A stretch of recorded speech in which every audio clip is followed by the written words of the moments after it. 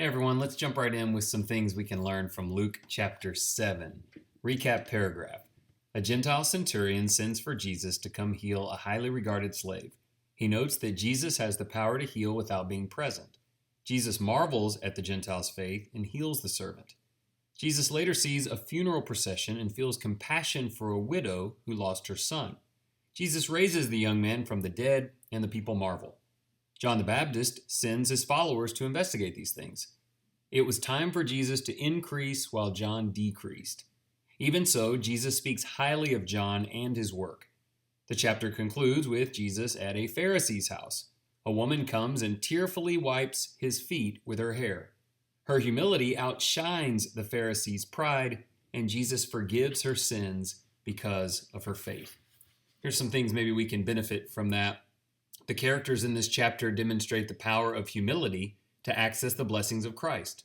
The centurion sent for Jesus and considered himself unworthy for Jesus to come to his house. The Lord marveled at his faith and blessed him. John the Baptist is decreasing even as he sends disciples to Jesus. He knew his role and he gave his life for the work. Meanwhile, the Jewish leaders keep accusing Jesus and judging others. Our identity comes down to two life paths: the Pharisee, who invited Jesus in but showed him no respect, or the sinful woman who cried for mercy at Jesus' feet. We can sit in pride and be lost, or we can bow in humility and receive mercy. Let's pray together a minute. All-powerful Father, we give all praise to you for your glory and might. Lord God, help us to take all limitations off our belief.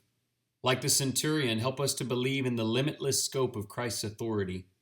When we hurt like the widow who lost her son or the woman at Jesus' feet, lead us always to him for help.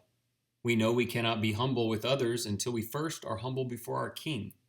Father, challenge us directly to become more lowly before him. Give us grace to live every day in peace with Jesus Christ. And then here are a few questions for thought for the day. Number one, Jesus marveled at the centurion's great faith. How can you have faith like this man in your life? Is it possible for Jesus to marvel at you? Number two, the Pharisees deflected from their weaknesses by judging others. Do you ever do that? How do you prevent that behavior?